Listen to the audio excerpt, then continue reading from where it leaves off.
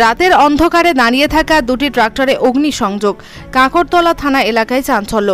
বাড়ির সামনে দাঁড়িয়ে থাকা দুটি ট্রাক্টরে রাতের অন্ধকারে কে বা কারা আগুন লাগিয়ে দেয়। শত্রুতার জেরে এমন দুর্ঘটনার শিকার বলে গাড়ি মালিকের অভিযোগ।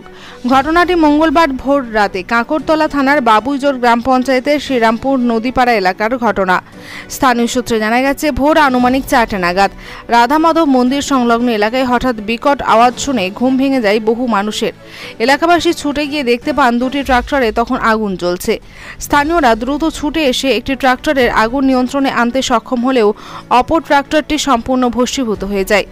অগ্নিদগ্ধ ট্রাক্টরের মালিক ভজন গড়াই অভিযোগ করেন, গত 1 বছর ধরে আমার দাদাকে একটি মামলায় ফাঁসিয়ে দেওয়া হয়েছে।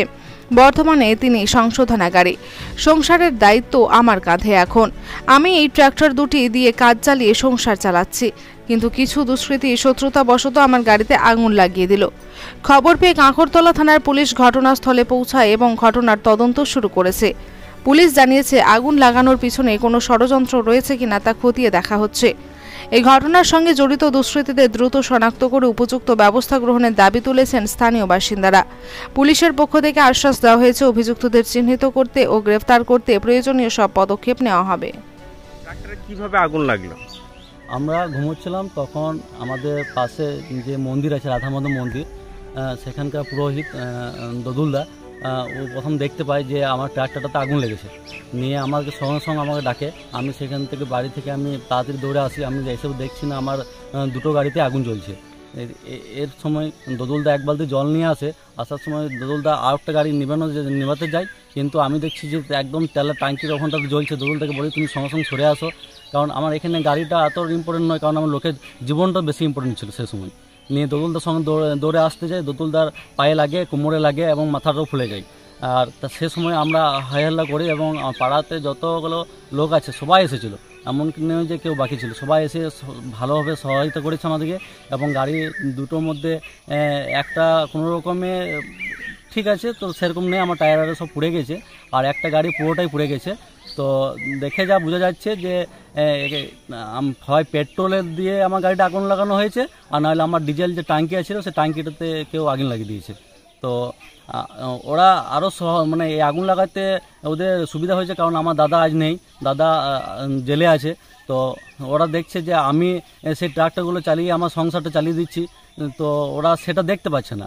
এবারে এই কারণে যেহেতু আমার পরিবারে কেউ নেই যে পরিবারটাকে চালানোর মতন আর পরিবারের পাশে দাঁড়ানোর মতন, তো এই দুটো ট্রাক্টরই আমার ভরসা ছিল যে আমি এর থেকে কিছু উপার্জন করে বোধে আমার সংসার চালাবো এবং আমার দাদাকে ছাড়িয়ে আনবো।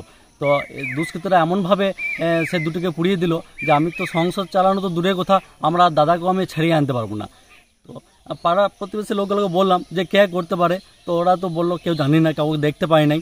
তো আমিও কাউকে দেখতে পাই না, কাউকে নাম করতে পারছি না। কিন্তু পুলিশের উপরে আমার ভরসা ছিল যে হয়তো পুলিশ প্রশাসন আমার কিছু করবে। কিন্তু দেখা যাচ্ছে যে আমার বাড়িতে যখন আমার দাদাকে ধরে নিয়ে গেছিলো, আমার বাড়িতে সেখান থেকে যে পায়খানা, সে পায়খানা আমার বাড়িতে ছোড়া হয়।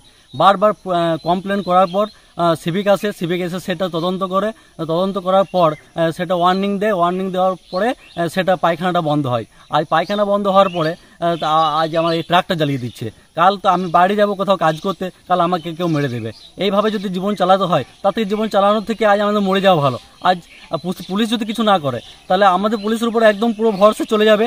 আর আমরা সংসার চালাতে পারবো না, আমাদের মৃত্যু ছাড়ার কোনো উপায় নাই। কারণ আমরা কি খাবো? আমাদের যেটুকু উপার্জন করতাম ট্রাক্টরের ভিতরে, সে ট্রাক্টর দুটো আজ পুড়িয়ে দিয়েছে। আমি কিভাবে সংসার চালাবো, কিভাবে জীবনযাপন চালাবো? আজ কিভাবে আমার দাদাকে নিয়ে আসবো? আমার দাদার 3টে ছেলে, সেই ছেলেগুলোকে আমি কীভাবে মানুষ করবো? একজনের 19 বছর বয়স হয়ে গেছে, সে তার বিয়ে দেওয়া আছে। তারপর তার ছোটো মেয়েটাও 16 বছর বয়স হয়েছে, তার পড়াশুনো খরচা আছে। ছোটো ছেলেটা 11 বছর বয়স, তারও পড়াশুনো খরচা আছে। তারপরে তো আমার যা আছে ফ্যামিলি আছেই, আমি কীভাবে ম্যানেজ করবো বলুন? তোমার দাদাকে কি কোন কেসে কি মামলায় ফাঁসানো হয়েছে বা তুমি ফাঁসানো অভিযোগ করছিলে? হ্যাঁ, আমার দাদাকে এনডিপিএস কেসে ফাঁসানো হয়েছে। আমার বাথরুম আছে একটা সাইডে, ওখানে একটা নিম গাছ আছে, নিম গাছে বাথরুম উপরে ওরা দুষ্কৃতীরা ওই পোস্তর আঠা ওখানে রেখে দেয়। এসে বলতে পুলিশ আমাদের ঘরকে আসে, এসে বলে কোনো সার্চ না করে ডাইরেক্ট বাথরুমের উপরে চাপে এবং দাদাকে ধরে নিয়ে চলে যায়। কোনো কেস নেই, কিচ্ছু নেই, সোজা আমার দাদাকে থানা নিয়ে চলে যায়। তাহলে তোমার কি মনে হচ্ছে কারা করতে পারে এই ঘটনা? আর এই ঘটনাটা ঠিক কটা নাগাদ ঘটেছে? 4টা নাগাদ। কারা করতে পারে কি মনে হচ্ছে? কারা করতে পারে আমি জানি না, কিন্তু আমার দাদা সমাজসেবামূলক অনেক কাজ করতো, যেমন এই মন্দির করা বা কোথাও একটা কিছু অনুষ্ঠান হলো সেখানকে যাওয়া, বা কোনো গরিব কোনো মানুষ এসে সে দাদা কিছু সাহায্য চাইলো সেটা দেওয়া, এইভাবে দাদা কিন্তু কাজ চালিয়ে যাচ্ছে। সে কতদিন হলো তো জেলে আছে? আজ 1 বছর হয়ে গেল আমার দাদা জেলে আছে, আর দাদাকে আমি ছাড়াতে পারছি না। এমন কেস দিয়েছে যে কোনো বেল নেই, এমনভাবে দুষ্কৃতীরা ফাঁসিয়েছে। কারণ দাদা যদি বেরিয়ে আসে তাহলে সমাজের উপর যে উন্নতি হচ্ছিল সে উন্নতি করা সম্ভব হবে না, কারণ এখানে নানা রকম ব্যাপার আছে, ওদের হয়তো কোনো ক্ষতি হচ্ছে, তাই আজ আমাদের এত বড় ক্ষতি করছে ওরা। পুলিশ এসেছিল?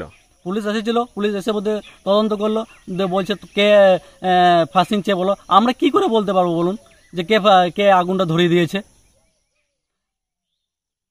এখন কি চাইছো? আমি চাইছি এর উপযুক্ত বিচার হোক, কারণ আজ আমার দাদাকে ফাঁসি দিল, আমার গোটা গ্রাম জানে যে আমার দাদা নির্দোষ। তারপরে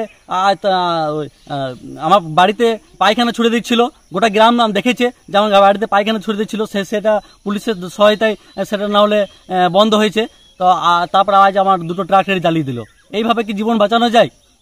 আমরা বেঁচে থেকে কী করবো এইভাবে? কারণ আজকে আমার গাড়ি চালালো, কালকে আমার পায়খানা ছুটছিল, আমার দাদাকে ফাঁসিয়ে দিল, কাল আমি আজ ঘর থেকে বেরোবো, সে বেরোনোর পরটা আমার মৃত্যুর মুখে, কারণ আমি বেরিয়েছি না, আমাকে মেরে দিতে পারে। কি গ্যারান্টি আছে আমার মারবে না? কি নাম তোমার? আমার নাম ভজন গড়াই। বাড়ি? বাড়ি বাবুজোর।